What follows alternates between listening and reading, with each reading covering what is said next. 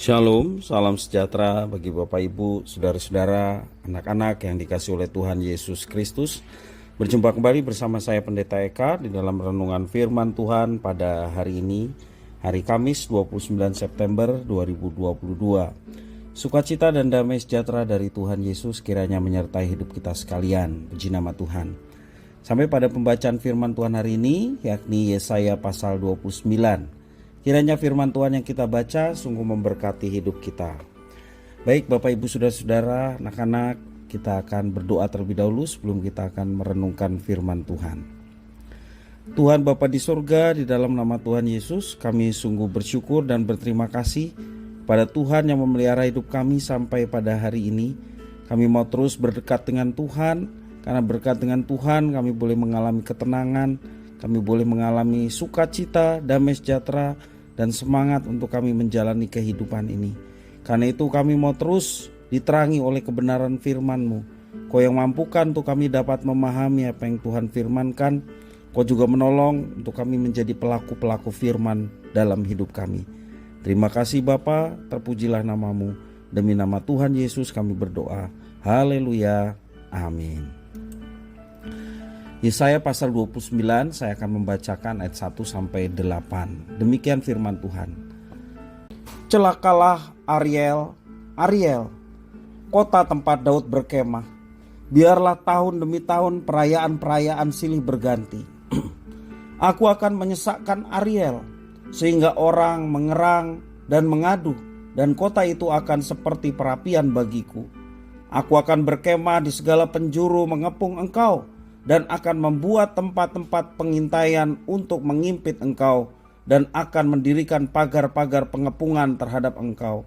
Maka engkau akan merendahkan diri dan engkau bersuara dari dalam tanah. Perkataanmu kedengaran samar-samar dari dalam debu. Suaramu akan berbunyi seperti suara arwah dari dalam tanah, dan perkataanmu akan kedengaran seperti bisikan dari dalam debu. Akan tetapi segala pasukan lawanmu akan hilang lenyap seperti abu halus, dan semua orang yang gagah sombong akan menjadi seperti sekam yang melintas terbang, sebab dengan tiba-tiba dalam sekejap mata engkau akan melihat kedatangan Tuhan semesta alam dalam guntur, gempa, dan suara hebat, dalam puting beliung dan badai, dan dalam nyala api yang memakan habis. Maka segala pasukan bangsa-bangsa yang berperang melawan Ariel, dan semua orang yang memerangi dia dan kubu pertahanannya, dan orang-orang yang menyesakkan dia akan seperti mimpi dan seperti penglihatan malam-malam. Seumpama seorang yang lapar bermimpi, ia sedang makan, pada waktu terjaga perutnya masih kosong. Atau seumpama seorang yang haus bermimpi, ia sedang minum, pada waktu terjaga sesungguhnya ia masih lelah, kerongkongannya masih dahaga.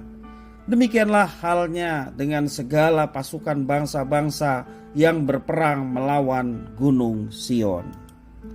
Bapak Ibu saudara-saudara yang dikasihi oleh Tuhan, ada ungkapan berkat yang tersembunyi. Ungkapan ini menyatakan berkat yang diterima tetapi secara tidak terang-terangan. Berkat itu sulit terlihat karena tertutupi pengalaman yang tidak menyenangkan. Misalnya, seorang tampaknya tidak beruntung karena ketinggalan pesawat. Namun pada akhirnya ia melihat sebagai berkat. Pasalnya, sesaat kemudian ada berita bahwa orang tuanya sakit sehingga ia harus segera pulang ke rumah. Kondisi tidak beruntung itu berubah menjadi berkat. Sekalipun demikian, tidak selalu mudah mengenali berkat yang tersembunyi seperti contoh itu. Dalam firman Tuhan hari ini, Yesaya menyampaikan bahwa Yerusalem akan mengalami pengepungan oleh musuh. Keadaan mereka pada saat itu akan sangat mengerikan, digambarkan di dalam ayat 1 sampai yang keempat. Memang pada akhirnya Tuhan Allah melepaskan mereka. Namun cara Tuhan Allah menolong umatnya sungguh mengerikan, karena dengan menimbulkan guntur, gempa, suara hebat, ada puting beliung, badai, dan nyala api. Memang semua itu membuat musuh mundur. tetapi penduduk Yerusalem juga merasakan kengeriannya. Bagaimana mereka bisa melihat bahwa hal itu adalah cara Tuhan menolong umatnya? Mungkin saja pada akhirnya mereka justru bersungut-sungut karena ketakutan. Sudah dikepung musuh, mereka masih juga harus dikelilingi bencana alam.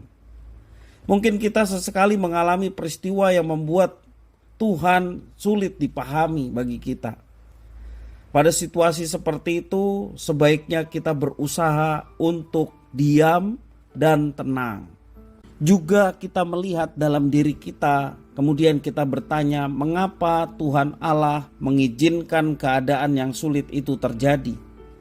Apa yang harus diubah dalam hidup saya? Itulah pertanyaan perenungan ketika kita menghadapi situasi, bahkan ketika Tuhan tidak dimengerti. Kita perlu merendahkan hati dan melakukan refleksi dari pengalaman buruk yang kita alami. Marilah kita membuka mata lebih lebar untuk melihat lebih dekat, supaya dapat belajar mengerti kehendak Allah melalui setiap peristiwa yang kita alami. Semoga dengan usaha ini Tuhan yang tadinya sulit dipahami akan semakin kita kenal dan mengenal lebih dekat apa yang dikehendakinya, apa yang akan dikerjakannya. Tentunya kita harus memahami bahwa setiap apa yang dikerjakan oleh Allah adalah untuk mendatangkan yang baik buat kita. Walaupun kadang-kadang kita sulit mengerti mengapa Tuhan menyatakan semuanya itu, tetapi kita mau belajar dengan iman bahwa segala sesuatu yang dikerjakan oleh Tuhan pada akhirnya mendatangkan kebaikan bagi setiap anak-anaknya yang terus dekat dengan Dia dalam situasi kondisi apapun. Mari Bapak Ibu Saudara-saudara yang dikasihi oleh Tuhan, apapun kondisi kita, apapun pergumulan kita, mungkin kita belum mengerti keberadaan Tuhan dan apa yang akan dinyatakannya. Tetaplah bersandar kepadanya, tetaplah berharap kepadanya.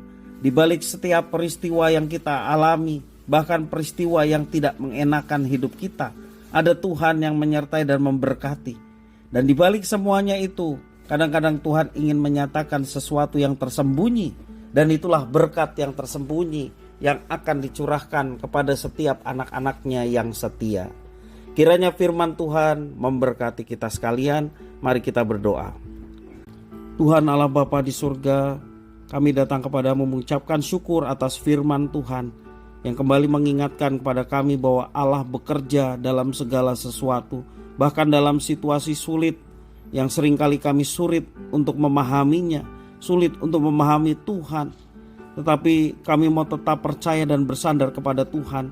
Di balik setiap peristiwa ada berkat yang tersembunyi yang Tuhan mau nyatakan dalam setiap kehidupan anak-anak-Mu. Jangan biarkan kami untuk berpaling dari setiap persoalan tantangan dalam hidup ini. Kami hanya mau tetap bersama dengan Tuhan dalam situasi kondisi apapun, dengan satu keyakinan dan iman bahwa Engkau mendatangkan yang baik bagi setiap kehidupan kami. Terima kasih Bapa atas firman-Mu. Mampukan kami untuk melaksanakannya dalam kehidupan kami setiap hari. Terpujilah nama-Mu ya Bapa, demi nama Tuhan Yesus kami berdoa. Haleluya. Amin.